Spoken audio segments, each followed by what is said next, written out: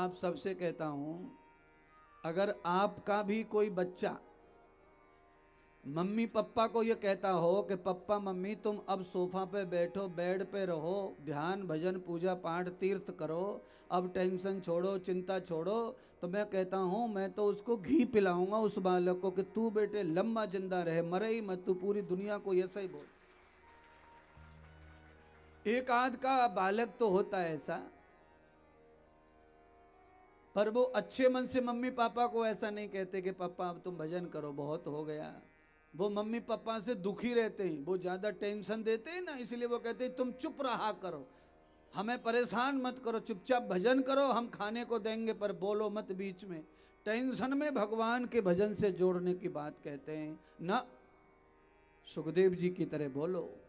अब आपका समय जो है मोह माया में पढ़ने का नहीं है, अब आपका समय भजन में पढ़ने का है। बुढ़ापा तो भजन से ही सिद्ध होगा महाराज। 3 चीज गांठ मार लो आज से, 3 चीज गांठ मार लो, बचपन, जवानी और बुढ़ापा, तीनों अवस्थाओं में आप अलग अलग जीवन जियो। आपके जीवन में जब बचपन है तो आप प्रबुद्ध होने की सोचो, उसके लिए उद्योग करो कि मैं कैसे प्रबुद्ध बनूं। और जब आपका प्रबुद्ध जीवन बन जाए, बचपन अच्छा हो जाए, जवानी में प्रवेश हो जाए, उस समय आप शुद्ध बनने का सोचो कि मैं जवानी को शुद्ध कैसे रखूं।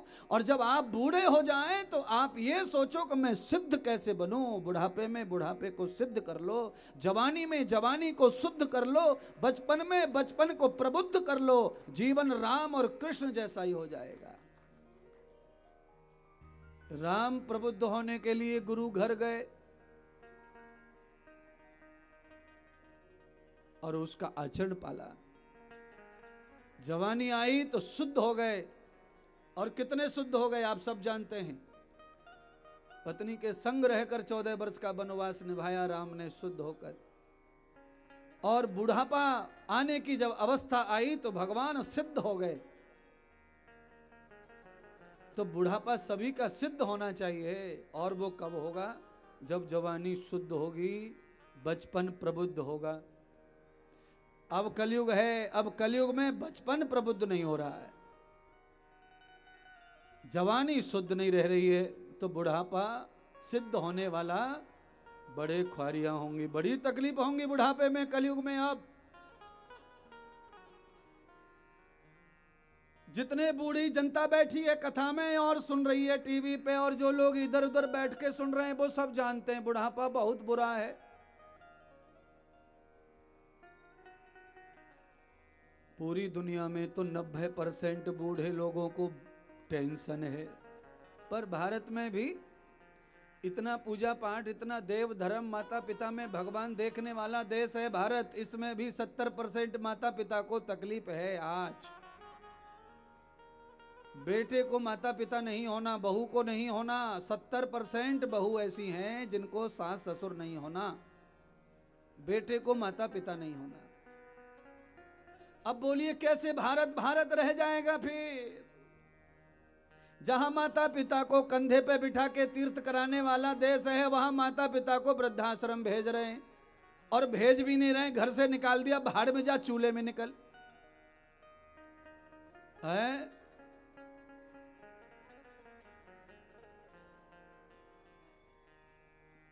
गंगा के घाटों पे आकर के जो बैठे रहते हैं, आपको क्या समझ रहे हैं? आप इनको भक्त मान रहे हैं गंगा मैया का? ना, ये घर के सताए हुए लोग हैं, अपनी जिंदगी से, अपनों से परेशान लोग हैं। और परेशानी और डिप्रेशन जो है वो पानी के किनारे जल्दी ठीक होता है, पेड़ के नीचे ठीक होता है, पेड़ में मॉइस्चर होता है, पानी होता है। आप नदी के किनारे बैठेंगे तो टेंशन बहुत कम हो जाता है, डिप्रेशन भी कम हो जाता है। सताए हुए लोग आकर के जो है टाइम पास करते हैं अपना।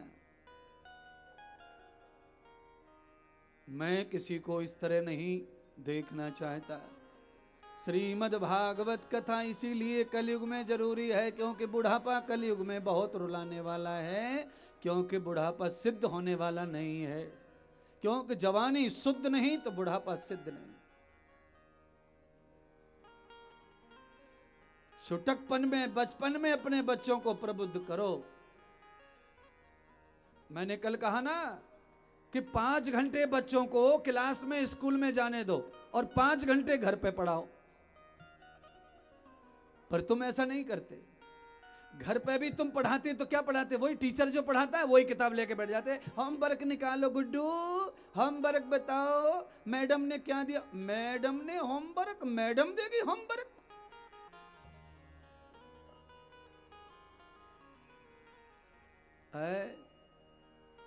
नाम ऐसे ऐसे दिए जहां कहीं तालमेल ही नहीं है किसी चीज का। होमवर्क का सही अर्थ तो यही है कि घर के काम काज बच्चे को सिखाओ। घर में जो संस्कृति है ना वो सिखाओ बच्चे को। माँ का काम वही है, पिताजी का काम वही है, और स्कूल में भी जाने दो, अंग्रेजी बनने दो उसको। पर थोड़ा थोड़ा ऐसा रखो कि तुमने पैदा किया है, बाथरूम डालें, लेटरिन डाली है, कपड़े धोएं, तो थोड़ा बहुत तुम्हें रोटी तो मिल जाए कम से कम। अंग्रेजी पढ़ेगा तो फिर ये सब करने का उसमें ज्ञान नहीं रह जाता है? तो क्या अंग्रेजी नहीं पढ़नी है? पढ़नी है, पढ़ो। जरूरत के लिए सब चीज होनी चाहिए, जरूरत के हिसाब से आप अंग्रेज बनो। पर अंग्रेज बनने से पहले कम से कम अपने माता पिता, अपने कुल खानदान, अपने देश की संस्कृति को तो सीखो।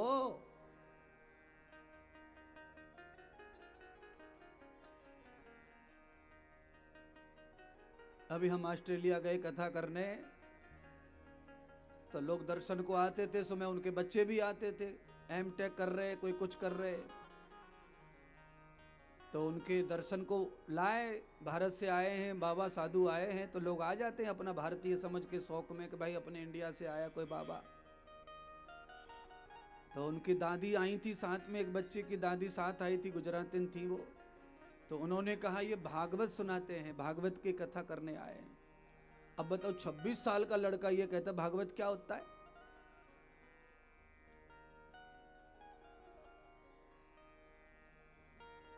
बूढ़ी दादी को भागवत पता है, पर 26 साल के लड़के को भागवत पता नहीं है।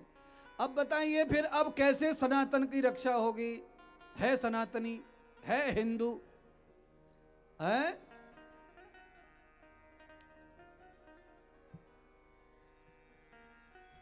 हिंदू के अलावा प्रत्येक जितने मजहब हैं, संस्कृति हैं, सभी संस्कृतियों में जन्म लेकर के पहले बच्चे को संस्कृति का ज्ञान दिया जाता है, बाद में स्कूल का ज्ञान। और हिंदू इतना एक्स्ट्रा हो गया है, ये सीधा ठूस देता है दूसरों की पढ़ाई में।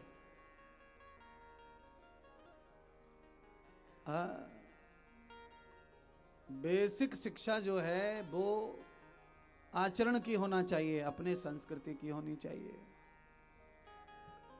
आज बालक सुखदेव के रूप में नारायण श्री शिवजी जंगल में है, मार हो रही है, लौट आए व्यास जी, सफल नहीं हुए बालक को लाने में।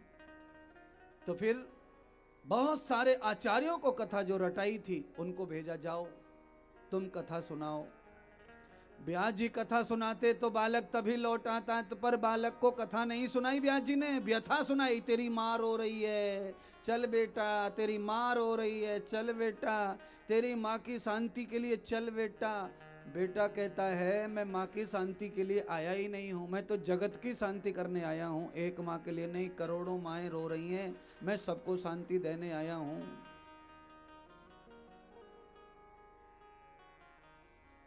पूरा जगत ही हमारी माता है, वसुदैव, सारा विश्व ही। और ये सोच हम में ही हो सकती है और किसी में नहीं।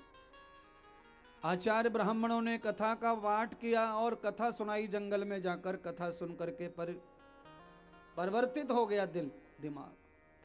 सुखदेव जी समाधि से खड़े हो गए, आचार्यों के संग संग चले आए, घर आ गए।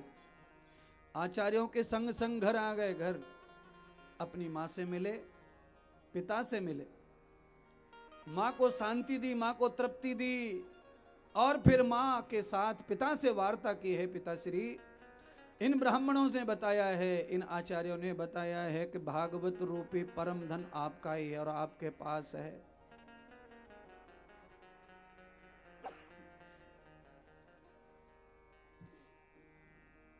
और पिताश्री, मेरा तो आगमन उसी के लिए हुआ है, तो मुझे शीघ्र दीक्षा दो और मुझे भागवत का ज्ञान दो।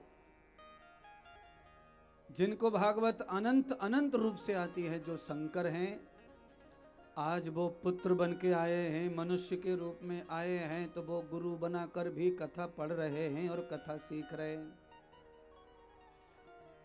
सिखाना ये चाह रहा हूं कि स्वयं शंकर भगवान ज्ञान की मूर्ति हैं। मनुष्य का चोला पहन लिया मानव समाज को शिक्षा देने के लिए, तो शंकर भगवान ये बताना चाह रहे हैं कि बिना गुरु किए किसी भी ग्रंथ का सही ज्ञान होने वाला नहीं है। कोई भी ग्रंथ, कोई भी शास्त्र पढ़ो, पर गुरु के मुखार बिंद से पढ़ो उसको। दो लाभ, एक लाभ तो यह है कि सही समझ में आता है गुरु अगर योग्य है तो। अगर गुरु योग्य नहीं है तो शास्त्र को पढ़कर कोई गलती, कोई अशुद्धि होती है तो उसका हमें दोष नहीं लगता, उसका दोष गुरु को ही लगता है। तो लाभ होता है। चाय को बिना छाने भी पिया जा सकता है और कई लोग पी भी लेते हैं, पर चाय बिना छाने छलनी के पिया जाए तो आप कितना भी संभल के पियो, फिर भी उसमें थोड़ा बहुत पत्ती आ जाती है होठों के नीचे। और उसी चाय को अगर छान के पिया तो आप पूरा फ्रेश पी सकते हैं। तो छान के पीने का मतलब ज्ञान को है गुरु के द्वारा ज्ञान ग्रहण करना, ये छान के पीना हो गया। और डायरेक्ट पढ़ना, डायरेक्ट बोलना, ये हो गया बिना छाने। दोनों से ही सुख मिलेगा, पर बीच बीच में डायरेक्ट वाला जो ज्ञान है वो अविरोध खड़ा करता है, रुकावट खड़ी कर देता है, दोष पैदा कर देता है वाणी में कुछ कुछ। इसीलिए गुरुमुख ज्ञान ग्रहण करो। ये मंत्र क्या है? जो मंत्र तुम्हें मिला है वो तुम्हें पहले से भी आते हैं सब मंत्र। नमो भगवते वासुदेवाय, ओम नमः शिवाय, सब आते हैं तुमको। नारायण नारायण, हरे राम हरे कृष्ण, कौन सा मंत्र नहीं आता तुम्हें? ओम ओम राधे, सब तो आते। पर ये जग जाहिर मंत्र भी गुरु के मुख से कान में चला जाए तो उसका असर बहुत अलग होता है, बहुत असर अलग होता है? कितना असर अलग होता है। पेटी में से कास्तूर निकाल के फेंक के मारो तो ज्यादा से ज्यादा वो क्या करेगा, किसी के माथे पे गोला सा उखाड़ देगा बस। और वही कास्तूर राइफल में धर के मारो तो 1.5 बाई 1.5 का छेद कर देगा छाती में। तो जो मंत्र तुम्हारे समाज में, तुम्हें नॉलेज में है, तुम जानते हो जिन मंत्रों को, और वो मंत्र ऐसे समझो बिना पिस्तल, बिना राइफल का कास्तूर फेंकेंगे तो वो मारेंगे, चोट भी लगेगी, पर आदमी को पूरा समाप्त नहीं कर सकते। गुरुमुख, गुरुमुख का मतलब हो गया राइफल। इसीलिए कहावत है कि बाणी से निकली बोली और बंदूक से निकली गोली कभी वापस आती नहीं है। कहावत। पिस्तौल में धर के कास्तूर चला दो, काम करेगा। बिना पिस्तौल के मार दो, काम नहीं करेगा। इसीलिए जितने भी मंत्र हैं जपने के, वो गुरु के मुख से सुने तो काम करेंगे, और अपने आप ही धरबके तो काम करने वाले नहीं है। काम करेंगे तो कितना करेंगे मैंने बता दिया है। अगर जोर से भी कास्तूर मारा तो ज्यादा से ज्यादा क्या करेगा, यहां थोड़ा गुट्टा खिला, लड्डू खड़ा कर देगा, बस 3 दिन में वो खत्म हो जाएगा। तो जिस चीज को जिसके द्वारा ही जायज माना है वही मिलना चाहिए, नहीं तो नुकसान है। इसलिए बंधुओं, आप चाहे जितने पढ़े लिखे रहो पर गुरुमुखी हो जाओ। एक बार गुरुदेव से मंत्र कान में सुन लो, किसी सन्यासी के मुखार बिंद से, बहुत काम करेगा, भजन सिद्ध हो जाएगा, भजन लाभ करेगा, और नित्य प्रति अनेक सारे कष्टों से, दुविधाओं से, परेशानियों से बचाएगा। मुसीबत आती है तो आती है, आती है तो आती है, वो नहीं रुकेगी, पर उसे सहने की शक्ति गुरु मंत्र से प्राप्त हो जाती है, यानी भगवत भजन से प्राप्त हो जाती है। यावतम तदम रक्षाम दुर्वादिक विष्णु रधिपति कलमाह रक्षिताम बीरुद ईसव। भगवान विष्णु हमारी रक्षा, नारायण शिव हमारी रक्षा करने के लिए हमारा कवच बन जाते हैं हमारे कर्मों के आधार पर।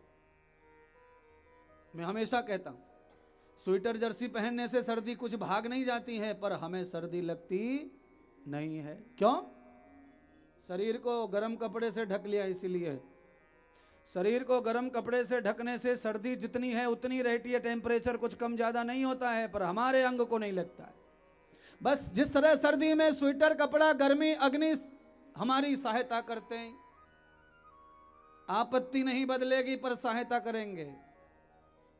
ठंडी कम नहीं होगी पर हमें नहीं लगेगी। ऐसे ही भजन, ध्यान, पूजा पाठ, दान, कथा, श्रवण, ये सब वही स्वेटर जर्सी है। आपत्ति आने पर आपत्ति आएगी, पर ये तुम्हें बचा के ले जाएंगे, वहां से साइड कर देंगे। वो रहेगा सब कुछ, आएगा सब, तुम्हारा किया कराया कर्म है वो मिलेगा दंड के रूप में। आपने रजाई ओढ़ रखी हो 5 किलो रुई की, और तब कोई आपको डंडा मार दे, तो डंडा चाहे वो कितनी भी जोर से मार दे पर आपको ज्यादा लगने वाली नहीं है। डंडा वही, मारने वाला वही, पर बीच में क्या आ गया? रजाई।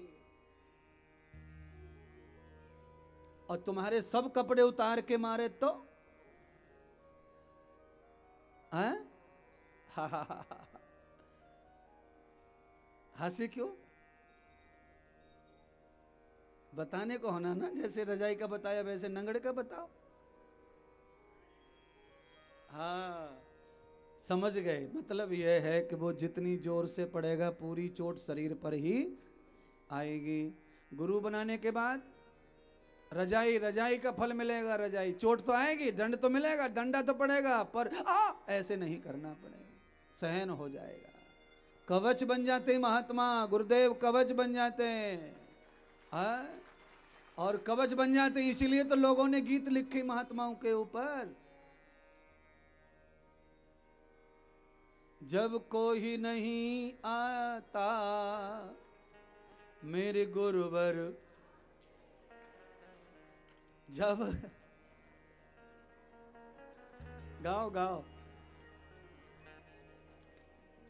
मेरे दुख के दिनों में वो बड़े काम आते हैं।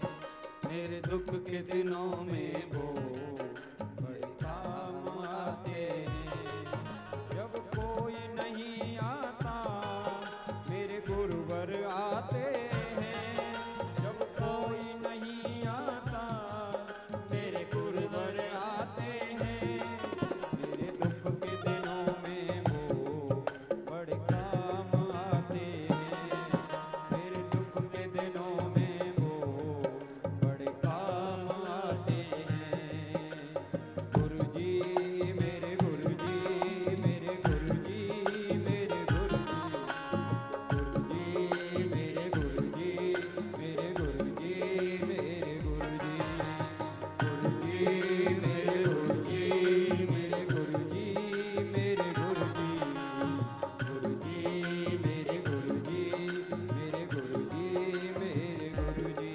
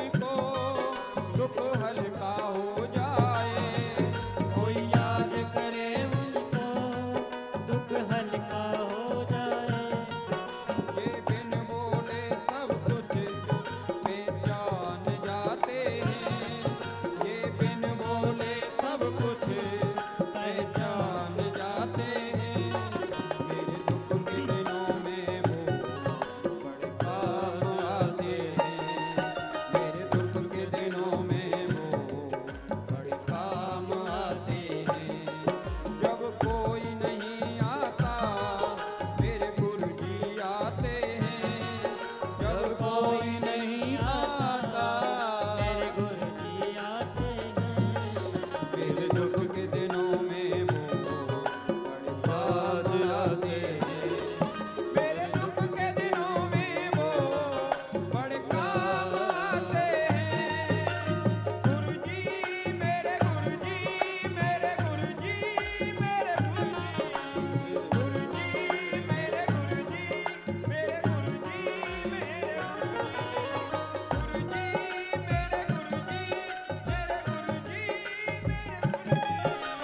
गुरुजी मेरे गुरुजी, मेरे गुरुजी, मेरे गुरुजी।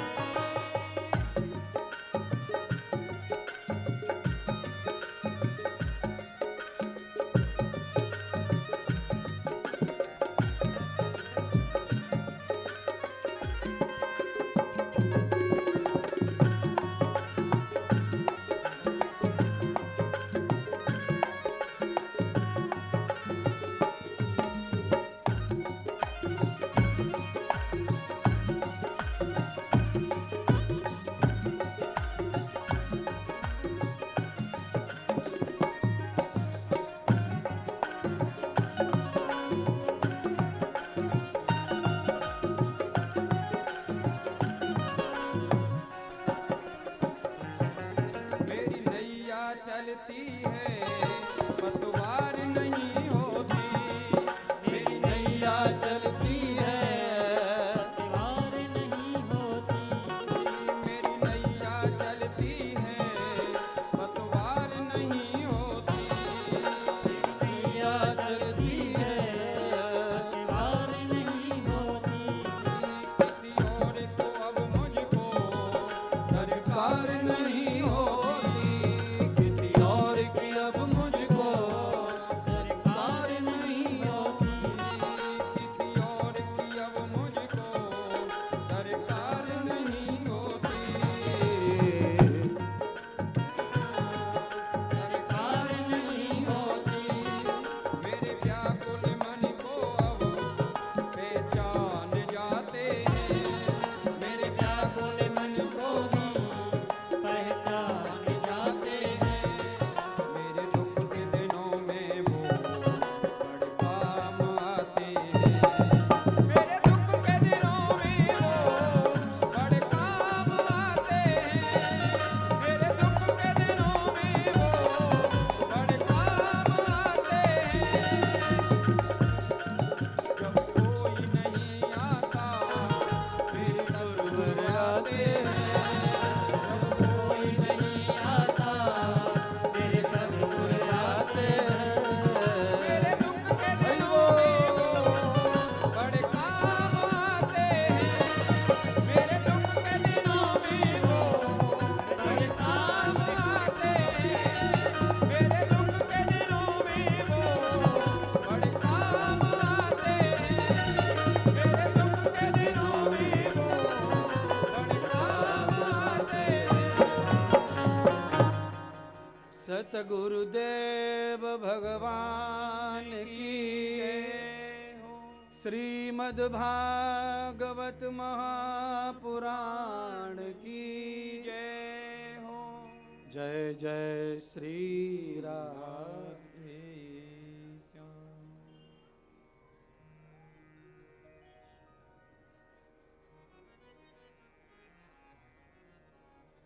श्री सुखदेव जी ने अपने पिताजी से ही अनुग्रह धारण करके भागवत का ज्ञान धारण किया। संपूर्ण भागवत का जब ज्ञान प्राप्त हो गया तो श्री सुखदेव जी से व्यास जी ने प्रार्थना पूर्वक कहा कि अब तुम्हारा ब्रह्मचर्य और विद्या दोनों निपुण हो गया, अब विवाह करो।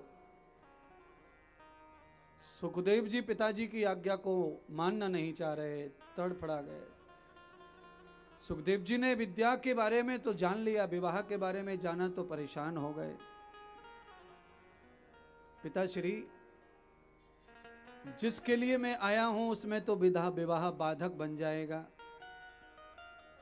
नस्तमायाम प्रबद्धते युक्तम, क्योंकि स्त्री तो स्वयं माया का ही रूप है। और आप सब जानते हैं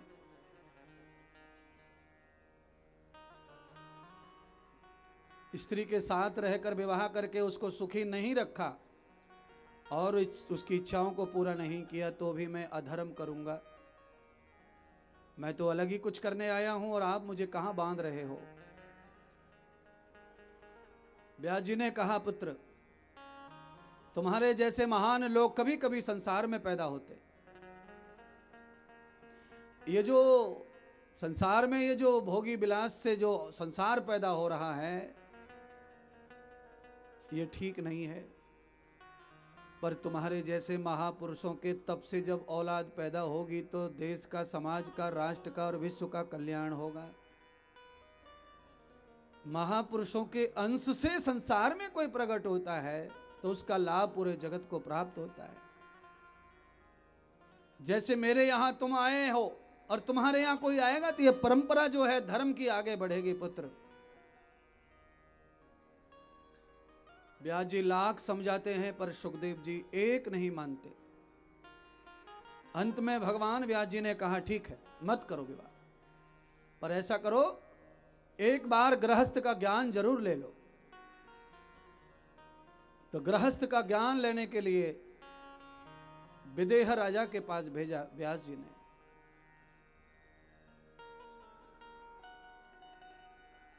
राजा विदेह ने, राजा जनक ने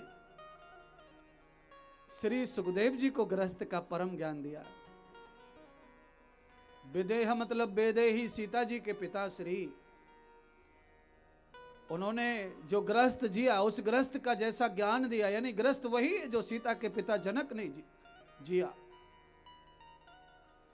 आप जो जी रहे हैं ये गृहस्थ नहीं है, ये गृहस्थ के नाम पे कलंक है।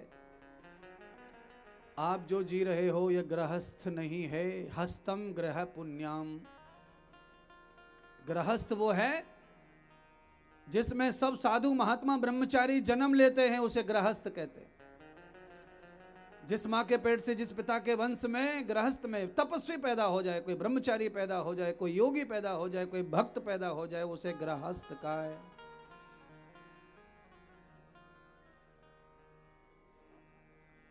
अंधाधुंध विलासता का भंडार पैदा हो जाए तो ये गृहस्थ है ही नहीं। ये क्या है? ये बस जन्म हो रहा है पशु पक्षियों की तरह, बस यही है और कुछ नहीं है। समय समय पर हर चीज का धर्म है। मर्यादा पूर्वक आप संसार में किसी तरह का जीवन जिए, पर मान से, मर्यादा से भरा हुआ होना चाहिए। आप जो भी जीवन जीते हैं जियो, पर उसमें मान मर्यादाएं भी होनी चाहिए, त्याग और तप और संयम भी होना चाहिए। तो आपको दोष नहीं लगता। फिर अगर आपके जीवन में त्याग नहीं है, संयम नहीं है, अमर्यादित है, तो दोष लगेगा ही लगेगा। आप क्षणिक भी दोष लगाए हैं तो वो अमर्यादा के कारण ही लगाए। जमाने में किसी को या मुझे लग जाए, आपको लग जाए, कहीं न कहीं मर्यादा में चूक हुई है, इसलिए दोष आरोपित हो जाते हैं। कुछ लोग ऐसे हैं जो संभल जाते हैं समय पर, जिनमें विवेक है वो संभल जाते हैं तो आगे निकल जाते हैं, दोष रह जाते हैं पीछे। और कुछ लोग अविवेकी होते हैं, वो दोष में संभल नहीं पाते, वो मिट जाते, आगे नहीं जा पाते, वहीं खत्म हो जाते हैं। श्री सुखदेव जी ने राजा जनक से गृहस्थ का ज्ञान लेकर के घर आकर के विवाह संपन्न करवाया। श्री सुखदेव जी का विवाह हुआ, एक पवित्र कन्या ने जन्म लिया और शेष 4 पुत्रों ने भी सुखदेव जी के यहां जन्म लिया। बच्चे प्रबुद्ध हो गए और शुद्ध हो गए, युवा। तो भगवान सुखदेव जी ने गृह त्याग कर दिया, घर को छोड़ दिया। सुखदेव जी ने कहां चले गए? गंगा के तट, हरिद्वार के पास में चले गए सुखदेव जी, जिसका नाम है शुक्रताल। कौन सा तीर्थ? बोल लो एक बार, पवित्र हो जाएगा मुंह। लहसुन प्याज खा के आए होंगे ना? हाँ, शुक्रताल। ऐसा तो है नहीं कि सुबह से तुमने कोई झूठ नहीं बोला होगा, तो वो झूठ के ऊपर पानी फेरने के लिए तीर्थ का नाम बोल लेना चाहिए, राम नाम बोल लेना चाहिए, ये है बस, और क्या बात है? ज्यादा मिर्ची लगे तो हम क्या करते, पानी पीते, मीठा खाते, तो मिर्ची लगना बंद हो जाता है, मिर्ची कहीं निकल के बाहर थोड़ी चली गई, वो तो अंग घुस गई तो घुस ही गई अंदर, पर उसका एहसास कम हो जाता है, पानी पीने से एहसास कम हो जाता है। ऐसे ही दिन भर में जो भी बकवास किया है, अब भगवान का नाम लेने से, तीर्थ का नाम लेने से, गुरु जी का नाम लेने से, जय घोष करने से क्या होता है, जो तुमने दिन भर बकवास किया उसका एहसास मिट जाता है जीव के ऊपर से। इसलिए जितना बकवास करते हो उससे डबल भजन किया करो जीवा से। अगर आपने जीव से बकवास किया है तो गा गा के भजन करो, अगर आपने मन से किया है तो मौन होके करो। जैसे भी आप अपराध में पड़ते हो वैसे ही भजन की रीत है महाराज, है ढोलक तबले से जो होता है वो क्या है, वही है वो।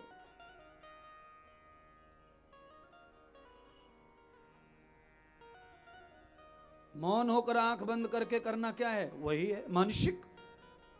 क्योंकि हम केवल गलत काम जीवा से करते हैं, ऐसा थोड़ी, आंखों से भी करते हैं, कानों से भी करते हैं, हाथों से भी करते हैं, पैरों से भी करते हैं, मन से करते हैं, चित्त से करते हैं, बुद्धि से करते हैं। तो इन सबको अलग अलग स्नान कराना पड़ेगा, सबको अलग अलग।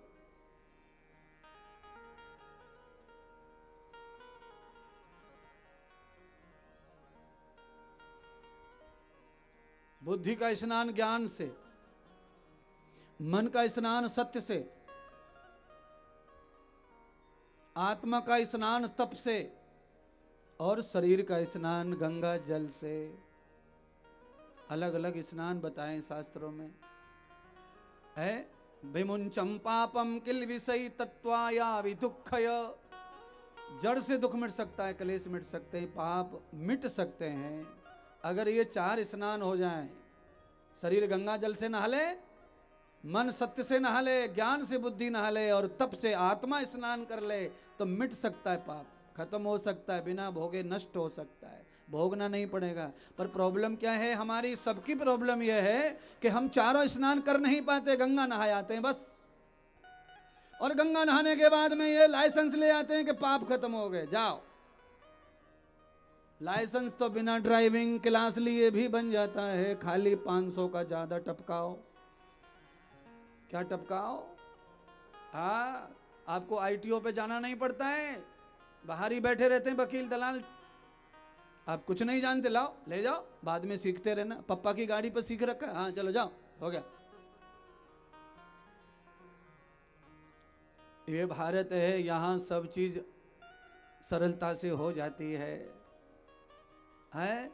इसलिए जब जब जन्म ले हो तब तब भारत में ही लेना, क्योंकि यहाँ सब सरलता से हो जाता है, पाप भी सरलता से धुल जावे। अमेरिका में चले गए और पाप कर दिया तो वहां धुलने के लिए कोई कुंड नहीं है, न कोई गंगा, न जमुना, न कोई तीर्थ। वहां पे पाप धोने का एक ही है, समुद्र पे नंगे उहाड़े औंधे पड़ जाओ।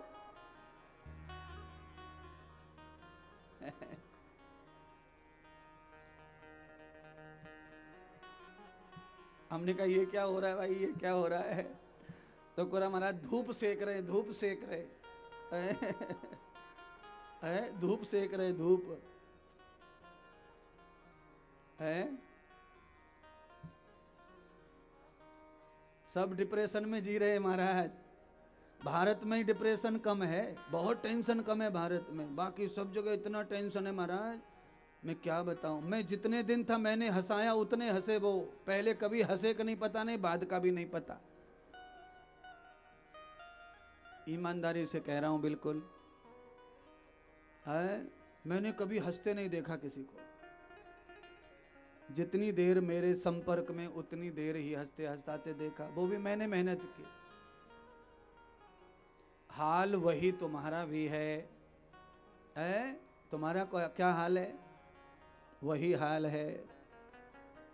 अच्छा ईमानदारी से बताओ, किधर करूं उंगली, बड़ी समस्या है। उंगली करना अच्छा नहीं है ना, इसलिए मेरे को भी डर लगता है।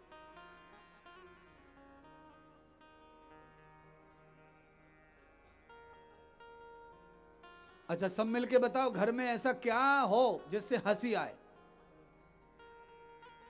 घर में ऐसा क्या हो सकता है जिससे हंसी आ जाए, थोड़ा चेहरा खुश रहे, पत्नी भी हंस रही है, पति भी हंस रहा है, बच्चे भी हंस रहे हैं, सब मिलके हंसे, ऐसा क्या घर में होना चाहिए? सामग्री घर में ही है सबरी खुशी की, फ्रिज घर में, टीवी घर में, बीवी घर में, बीबा घर में, सबरे घर में चीज है, पर खुशी घर में ना। और खुशी लेने के लिए सब लोग बाहर आ रहे हैं घर छोड़कर, और खुशी के सारे साधन घर में ही है। गैस को चूल्हा घर में, शक्कर घर में, चाय की पत्ती घर में, दूध घर में,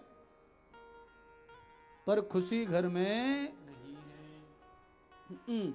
चाय बन जावे टाइम पे, चाय पीते पीते भी मुंह पे 12 ही बजे रहे में। बोलो, बावड़े हो रखे, चुस्सा मार रहे, चाहे में चुस्की ले रहे, तो चुस्की तो अच्छी होनी चाहिए ना। चुस्की में भी डिप्रेशन और टेंशन में लदा पड़ा है। रोटी खा रहे हैं तो मुंह पे 12 बजे पड़े। पत्नी से बतरा रहे हैं तो इतने सीरियस मूड में है जैसे मानो इनकी किडनी फेल हो गई पांचों।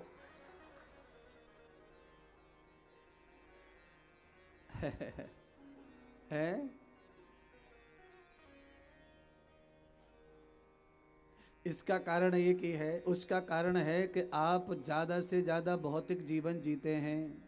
जो जितना जीवन बाह्य जिएगा वो उतना कम हंसेगा, और जो ज़्यादा आंतरिक जीवन जिएगा उसको हर समय प्रसन्न मुद्रा में ही आप देख पाएंगे, खुद को भी और दूसरों को भी, और दूसरों के जीवन में आप हंसी लाएंगे।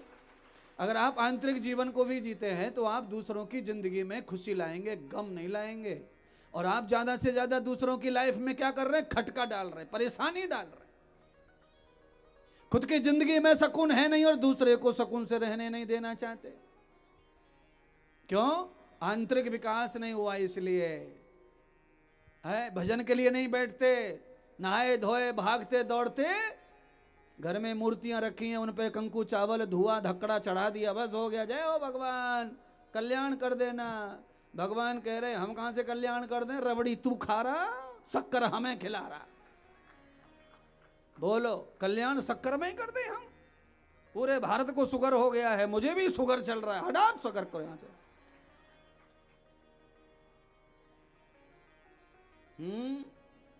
काय अपने महाराष्ट्र मध्ये काय चालू आहे? काय चलता भगवान ना? देवाला काय परोसतंय पण? बोलो ना। खड़ी शक्कर। महाराज घ्या, महाराज घ्या, महाराज कितना घ्या?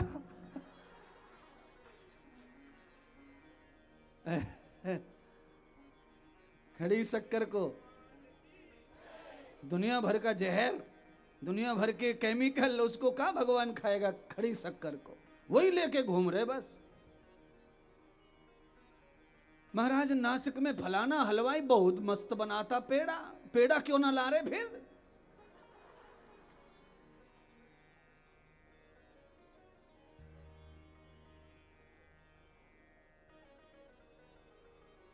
जितना बैंक में डालोगे उतना बैंक से निकालोगे बढ़ाकर। 100 रुपये बैंक में जमा हैं तो ब्याज कितनी मिलेगी? 500 जमाएं तो कितनी मिलेगी? 5 लाख जमाएं तो कितनी मिलेगी? 5 करोड़ जमाएं तो कितनी मिलेगी? ये सब ज्ञान तुमको है, बस यही भगवान के साथ में भी यूज करो इसी सिद्धांत को। बैंक में जितना एफडी ज़्यादा ब्याज उतना बनेगा। भगवान को आप जितना समर्पित कर देंगे उतना भर भर के आएगा उधर से। ले बेटे ब्याज, एफडी का माल खा, माल खा, टेंट लगवाओ, कथा करवाओ, यज्ञ करो, भंडारे करो, एफडी हो गया। कथा करने से मोटा होने का अब लग रहा है कि हाँ मोटे आदमी फायदे के रहते हैं। बिना धर्म कर्म बिना कथा के काय का मोटापा फायदा? लाश लेके घूमो, लकड़ी भी ज्यादा लगेंगी, दुनिया भर के कुंटल लकड़ा लगेंगे तब जाके बॉडी जलेगी। इसीलिए मोटापा कब अच्छा लगता है? जब मोटा दान हो, मोटी सेवा हो, मोटा सत्कर्म हो, मोटे आयोजन हो, विचारधारा बड़ी मोटी हो, बात में ताकत हो, तो भैया कितना भी बड़े हो जाओ अच्छे लगेंगे आप। शरीर बड़ा काम छोटा तो फिर ये बोझ है बस, और कुछ ना संसार में।